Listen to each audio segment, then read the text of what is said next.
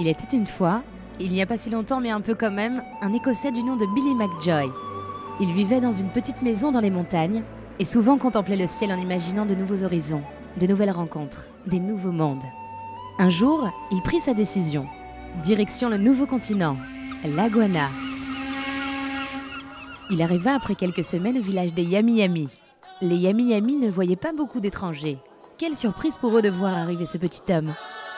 Accueilli avec joie par la tribu, le chef du village en personne le fit loger chez lui. Quel honneur d'être reçu ainsi. Mais en rentrant dans la hutte, il fut surpris de l'ambiance fumeuse qui régnait. Ses yeux piquaient à en pleurer. En effet, l'âtre dégageait une fumée épaisse et aucune cheminée pour aérer. Billy McJoy était perplexe. Dans son pays, expliqua-t-il, les gens avaient tous une cheminée pour évacuer la fumée. La tribu des Yami Yami était perplexe. Une cheminée? Mais c'est quoi? Une cheminée? Ils n'en avaient jamais vu ou entendu parler. Avec patience, Billy McJoy leur expliqua. Les habitants furent séduits. Quelle idée ingénieuse! Mais pourquoi personne n'y avait pensé avant?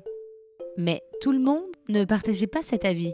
Le vieux sage du village, qui avait suivi avec attention le discours de Billy McJoy, mit en garde. Si une maison n'a pas d'ouverture, c'est pour mieux se protéger des démons de la lune, qui la nuit tombée rentrent dans les cases pour voler l'âme des habitants, prévient-il à l'encontre de Billy McJoy. Notre Écossais sourit sous sa barbe. Tout le monde le sait bien, les démons n'existent pas. Malgré les avertissements du vieux sage, les travaux commencèrent.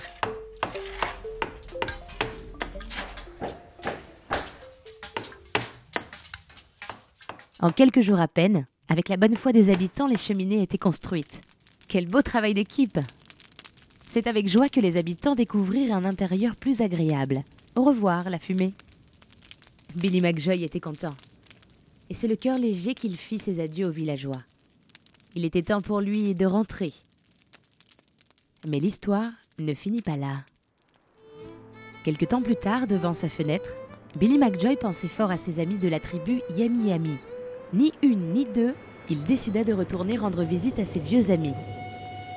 En arrivant au village, il fut surpris de le voir désert. Les cases avec les cheminées flambant neuves étaient toujours debout, mais plus aucune vie aux alentours. Mais où sont passés les habitants? Sous le figuier du village, seul restait le vieux sage. Il attendait le retour de l'homme aux cheveux de feu.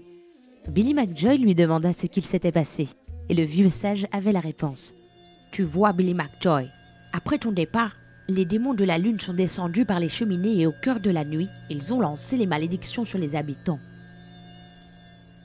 Billy McJoy ne comprenait pas, mais qui étaient ces démons? Comment pouvaient-ils décimer la population? Ils piquent la peau pendant que nous dormons, et la plupart de ces piqûres sont fatales. C'est alors que Billy McJoy comprit. Les démons n'étaient autres que les moustiques, et la malédiction, le paludisme. La fumée permettait de protéger les habitants des moustiques. Comment aurait-il pu savoir? Le paludisme n'existe pas sous le ciel d'Écosse.